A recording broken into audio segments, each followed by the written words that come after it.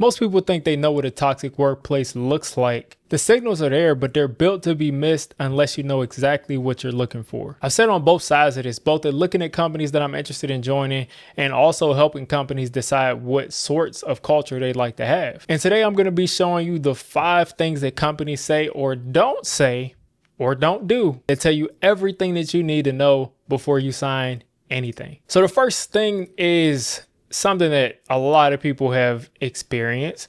It's the pressure test. So immediately after you're given an offer to a company, think about how it feels when a company says, we need an answer today. We need an answer immediately. Think of like how that feels in your stomach where you haven't gotten to talk to your family, you haven't gotten to think about it, you haven't gotten to finish your last interview at another company, and they're saying, we need an answer today. That's how you're going to be feeling probably the majority of the time that you're at that company. It's them taking control of your autonomy before the day even starts. Before you even start at that job, they're taking control of your autonomy.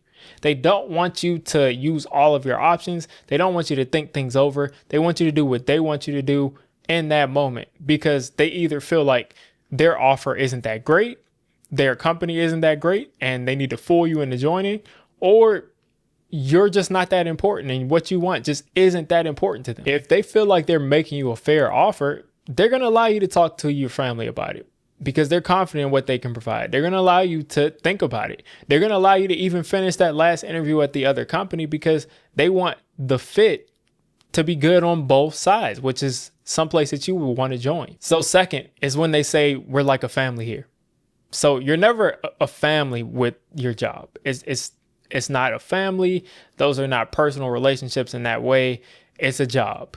It's a job. It's an agreement by both parties. You provide labor. They provide money and benefits and everything like that.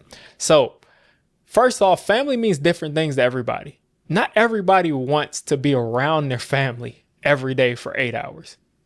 And this isn't like their wife and kids or their husband and kids. Some people don't want to be around their parents and their cousins. Some people don't want to be around those people every day. So would you really want to work? And this is everybody. For some people, this may be a yes. For some people, this may be a no. Would you want to work with your family on a regular basis every single day for the next 40 years? Because a lot of people wouldn't want to. What you want instead are clearly defined core values and clearly defined things that the company stands for. So you may be someone that is joining a mission-based company that, helps children with cancer or does something that you really believe in. That can be something that you share with that company and you partner with that company by working for them and you get to achieve a similar goal and you both get fulfillment from that. That's a very strong bond. That's a very effective thing, but it's not your family. It's something that you both decided to agree on, that you will work on and achieve your common goal there. So when you're interviewing with these companies, you should be able to ask them, the interviewer, in every stage, how these core values and this company culture that stood out to you when you looked and did your research, how does this relate to what your experience has been at the company? They should be able to point out, oh, this was modeled on this specific day, or this was modeled when I first joined, or this was modeled every day at this company. They should be able to tell you how it's shown up there. And if they can't, that means that the company has things that they would like to show up that just aren't showing up, which means that there is a lack of connection from leadership to the employee experience, which usually isn't a good thing. So you don't want slogans with nothing behind it. And you don't want just things like we're a family with you're never going to have the same loyalty as an actual family with the job. So quick break. I put together a quick toxic checklist. It'll be in the description and in the pinned comments that you can go through. So this is built specifically for interviews for you to be able to ask the questions that can tell you what you need to know before you commit to a job and want to leave in 3 months. So next up is hiring manager versus recruiter mismatch. This is something that could mean absolutely nothing. It could just mean that there's just a regular miscommunication and it's something that's small. But anytime, let's say you're applying for a pizza delivery role and the recruiter that you talk to first says that, You're just going to be delivering pizzas, and that's going to be your entire job. You show up, you pick up the pizza, you bring it to the customer, you get tips, bring it back there, and so on and so on. So let's say you interview there and that's what you're told. And then the next stage, you talk to the hiring manager and they say, you deliver pizza sometimes, but mostly what you're going to be doing is balancing the checkbook for the company. Most of what you're going to be doing is a lot of accounting. And if it just sounds completely different, you have a complete disconnect again between the recruiter and the hiring manager. The hiring manager being your boss, which probably is going to tell you more what your job is going to be. But if there's a huge disconnect between like what you came in expecting, what the recruiter told you, and then the hiring manager, your job could be it could be a complete wild card.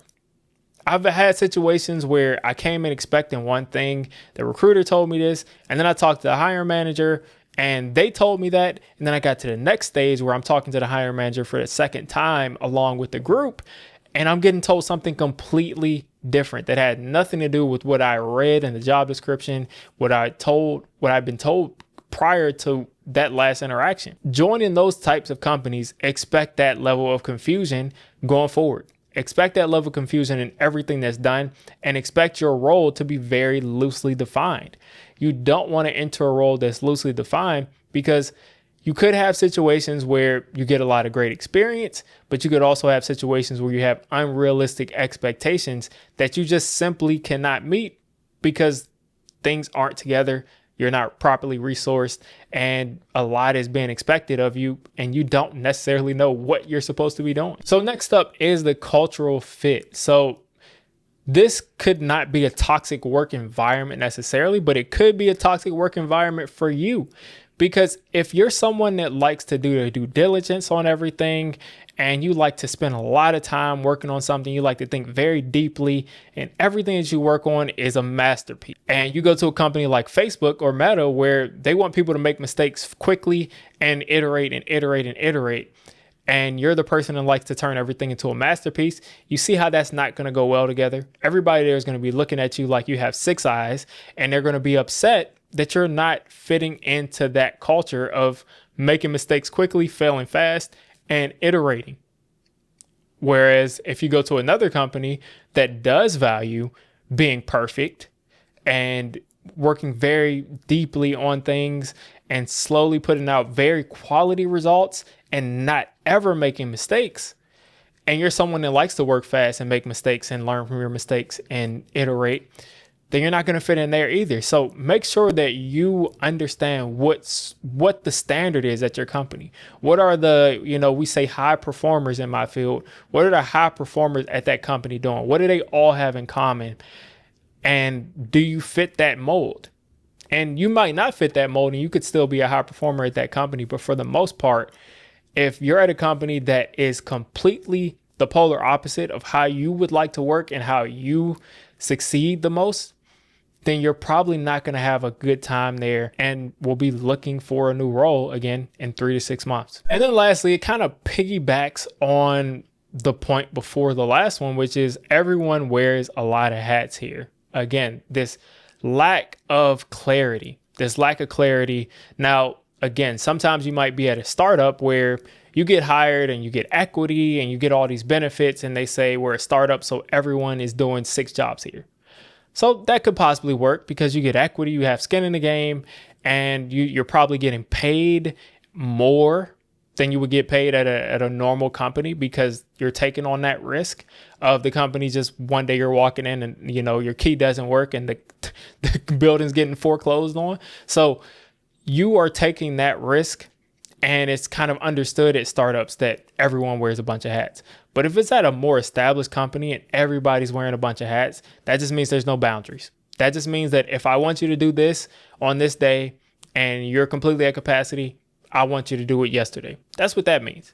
That means there's no boundaries. And especially if it's at a well-established company and you are in a department where everyone there is wearing a bunch of hats, that means that they're not in sync with the rest of the company, meaning that could be a department that is no longer around because they're not even in sync with the rest of the company.